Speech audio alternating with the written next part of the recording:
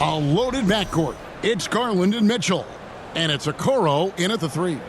And for the Nuggets, sharing the wing spots, it'll be Brown and Porter Jr.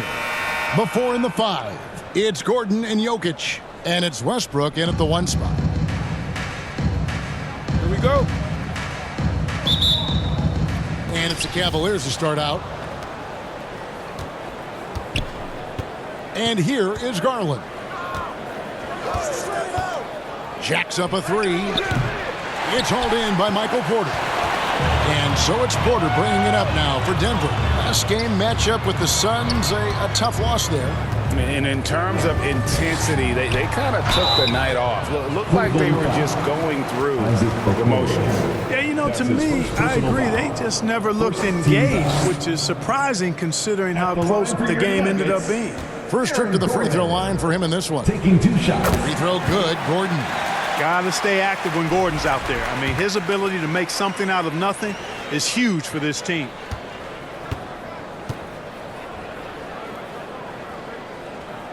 And both free throws good for Gordon.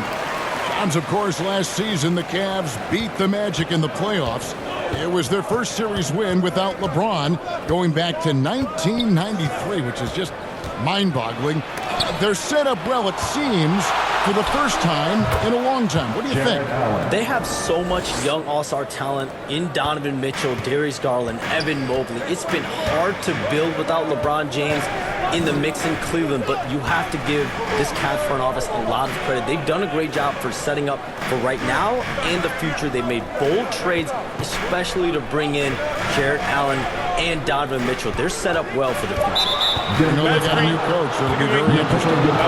Beyond the leaning, you can see his feet more set on that screen. Easy call. Yeah, I agree. You know, sometimes that can be a tough call for the refs to make, but not that time. It was easy there.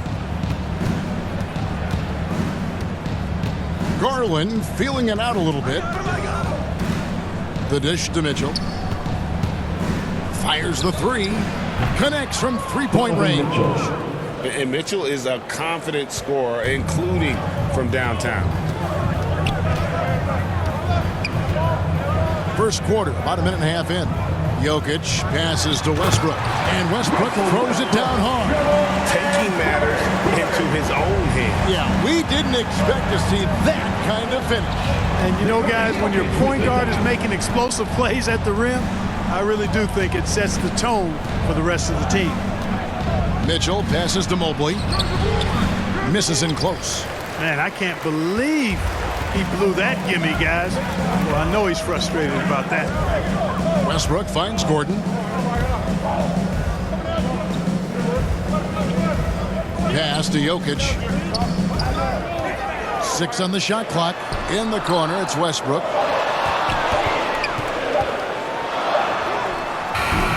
And it's Darius Garland with the rebound. Cleveland's gone 1 of 2 from long range in the first quarter. And just under 2.5 minutes elapsed here in the first. Shot from the top of the key. Here's Allen. And it's sent back by Jokic. Jokic bringing it at the defensive end. Love seeing him get busy at that end of the floor. Here's Brown. And he lays it straight in. And once he got to the 10, I think he was surprised to find himself that wide open. Well, this early, they should be showing a lot more energy on defense. It's not there. And, Johns, I've always wondered, watching you, reading you, when did you first fall in love with the NBA? And when did you decide to cover it? Really, when I was around 10, 11 years old, I grew up in Chicago right as the Bulls dynasty was starting. I wasn't quite old enough, but I was old enough to see some of those scrappy Bulls teams in the mid-2000s.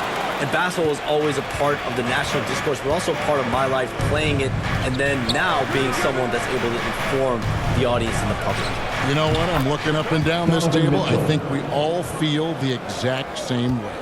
And this is routine for Mitchell. He doesn't need much space to feel comfortable elevating. Jokic passes to Westbrook. And finished off by Westbrook. Taking matters into his own hands. Yeah, we didn't expect to see that kind of finish. And you know, guys, when your point guard is making explosive plays at the rim, I really do think it sets the tone for the rest of the team. And it's Gordon with the ball. He brings it up for the Nuggets. They lead by 4. The Cavaliers beat them last time when these two teams met in Cleveland.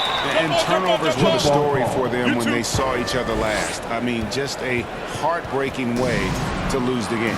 Yeah, and when you think about it, there was some really sloppy basketball being played by them, and they recognized that had they played a cleaner game, they could have gotten a win. Westbrook finds Jokic. Back to Westbrook. Oh, and the jam by Westbrook. Wow, Westbrook, so athletic. He looked virtually unstoppable there. The Cavaliers trail by 6. Outside Garland. For 3, Mitchell. Rebound by the Nuggets. Having a hand up in your face makes such a difference to a shooter. And, you know, he's a guy who knows how to defend the three-point shot. He's not going to just give it to you. He's going to make you earn it. Now the pass to Brown.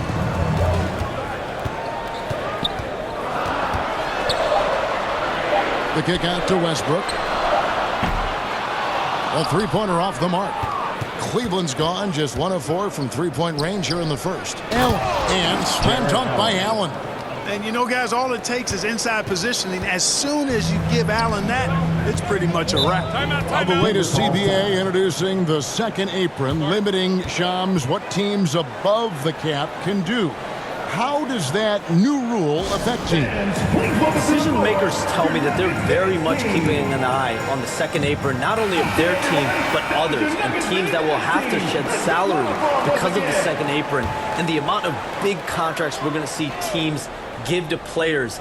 You're going to see it at the top, but that may dwindle in the middle of their roster. But we will see a more competitive league because of these new CBA changes and less of a chance of super teams and just more parity and dispersed talent. Do you constantly read over some of these CBA agreements? I would assume that you do, to have a full understanding of terms like the apron, like we just talked about, or all the other things, the luxury tax, all the things that make deals possible.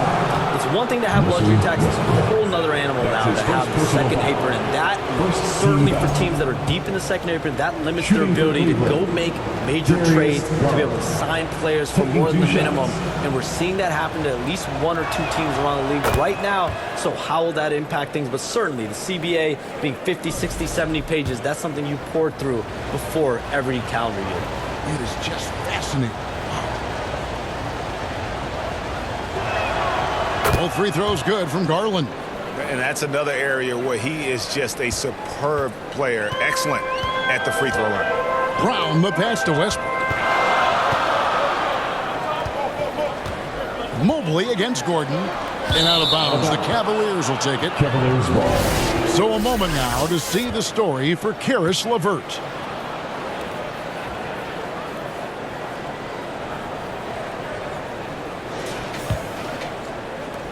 The Cavaliers trailing, and with an update from the sidelines, let's check in with David Aldridge. Thanks very much. Had a chance to catch up with Michael Malone. Front of mind tonight, Jared Allen, the outstanding center. They were telling me how Allen does so much out there, particularly on defense. They said Jared is an incredible rim protector. When he's on the floor, they'll avoid driving the paint. Jared Allen looming large down low, guys. Thank you, David. And to me, Evan Mobley seems like a fast learner. He adapted to the league play pretty seamlessly and is always looking for little ways to improve. And it's tied up with that one. Late June, NBA free agency is such a busy time for you, Shams. During the start of that hectic period, walk us through your day. What's your life like? I've asked you this before in previous times you've been out here with us, but do you get any sleep? I'm up 24-7 because the great part about free agency, Kevin, is you never know when you might get that call, you might get that text when a player has committed, when a player has decided to go to a specific NBA team. That is what I live for. That's what I know the fans live for, and I'm one of those fans, so I want to make sure I know as well, and I'm able to inform in an appropriate, timely, responsible, and fair way, and accurately. So for me, there's not much wiggle room when it comes to sleep. I try to make up for it later, but NBA free agency, trade deadline, draft, those are time periods when I know I have to be on. I might be getting a call now, Kevin, actually. Well, wait, I was just going to ask you. We're doing this game. I'm looking at your phone. It's lighting up. You're looking down. You're looking at the game. You're talking to me. You're doing two things at once. I have to be multitasking at all times, Kevin. You know that. Oh, it's the best. Shots good by Mitchell. Timeout. Mitchell's got the game tied up here for the Cavs. Denver calls timeout.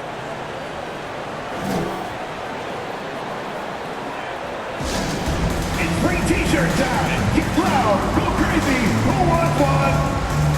And a whole new lineup here for the Nuggets. And they have been extremely skilled at the art of the putback. They're ranked second in the league in second chance points. Just aggressive at attacking the offensive glass. And you pointed this out. No team in the NBA moves the ball better than they do. So many of their baskets are the product of just excellent assists. Here's Strother. Taking a look at his stats, he's averaging around 9.5 points a game. Here's Watson. LeVert grabs the miss. For Cleveland, they come into this one following a loss to the Jazz. So they take the lead. And the Cavaliers lead by 2. Whatever the defense gives, that's what he takes. A sign of a skilled offensive player. Now Murray. And you know the points will always be there for him. He's averaging just a shade under 20 points a game right now. Cleveland with the ball. They're on a 12-4 run. And as the salary cap looks set to rise significantly, Shams, any major effects that you can anticipate? It won't be like the year the Warriors signed KD. They're going to smooth the cap numbers, and it's not going to spike quite the same. But these numbers will continue to get eye-popping when you think about player salary, and you have to keep in mind luxury tax and the new second apron that came into play with the collective bargaining agreement. And that will play a part in how teams build, not putting yourself in a restricted position to continue to build winning organizations.